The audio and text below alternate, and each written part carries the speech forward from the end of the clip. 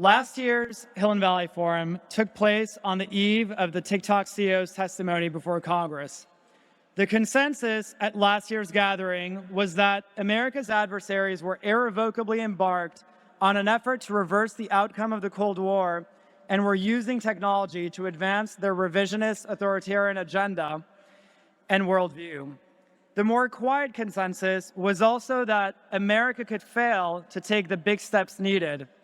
TikTok would never be dealt with, most believed, because it was too popular, and it was already ingrained in the lives of millions.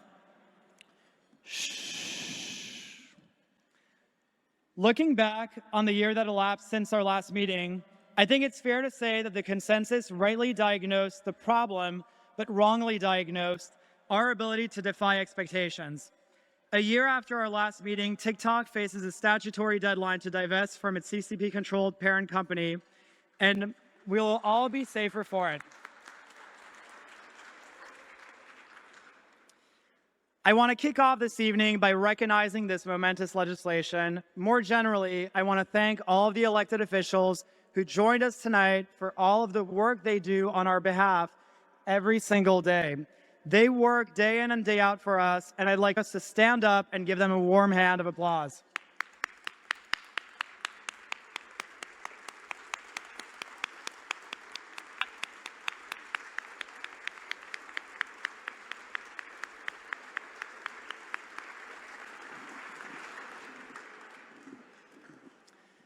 The legislation passed to address the threat posed by TikTok was the rational response to a trend set in motion by China's blurring of the line between its private sector and its public sector. For too long, some in private industry watched relations between the US and China deteriorate and hoped to be Switzerland and remain neutral, but in practice, being neutral often meant being equidistant between Washington and Beijing. It meant companies saw themselves as global and detached from their American origins. I'm happy to say that I think the era of Silicon Valley's neutrality is over. This forum was conceived for companies and innovators unabashedly on Team America. And it's a sign of the times to see this community grow from where it started 3 short years ago. The partnership between Silicon Valley and Capitol Hill is arguably more important now than it's ever been. It's been 80 years since America has fought a great power war. That's the same amount of time that elapsed between the Civil War of the 1860s and World War II.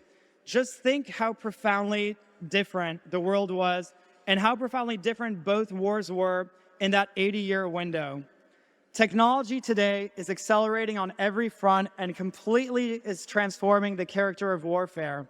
History teaches us that periods of rapid technological change can lead to major shifts in the global balance of power. Upholding American deterrence in the decade ahead will require America to convert today's rapid technological change into hard power.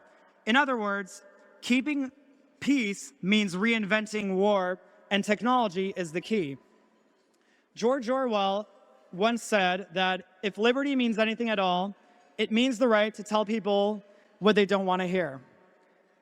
I wrote in my book that the US-China relationship was in an intractable technology war. Almost 3 years elapsed since then. I'd like to share another forecast. The US and China gray war has entered a new phase amounting to a technological arms race to transform the face of war.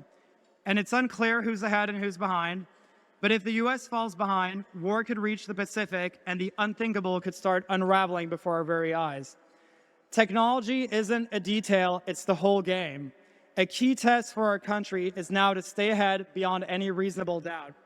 Before I invite Dr. Karp and Congressman Torres to say a few words, I'd like to end by thanking my Hill and Valley Forum partners and co-hosts, Delian Asperhuov and Christian Garrett.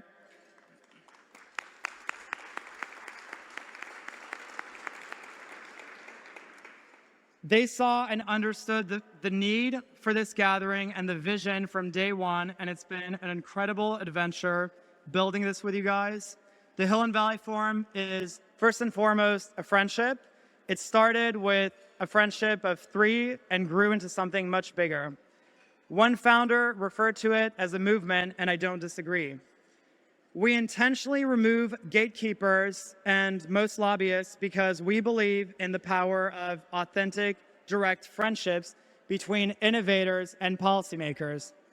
Not everyone in this room agrees on everything, and that's a good thing, but let's all agree that as long as the future is built in America, America will be the future.